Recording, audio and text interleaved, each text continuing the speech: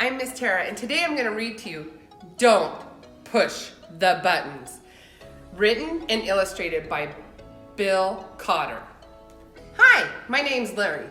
Welcome to my book. There's only one rule. Don't push the button. Seriously, don't even think about it. It does look pretty though. I wonder what would happen if we pushed it. No, we can't. We mustn't. Psst. No one's looking. You should give it a little push. Ah! Now I'm yellow. Push it again. Eek! Now I'm yellow and polka dots. Push it twice. Ah! Now there's two of me. Push it a bunch of times. Uh-oh. Shake the book to get rid of the extra Larrys.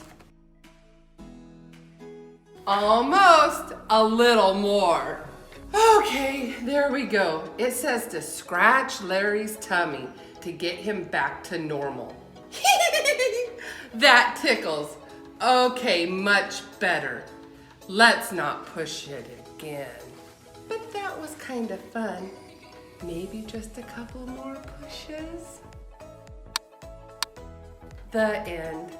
This is one of my favorite books because it reminds me of my son Tyler, and that's why I enjoy reading it to my preschoolers. Thank you.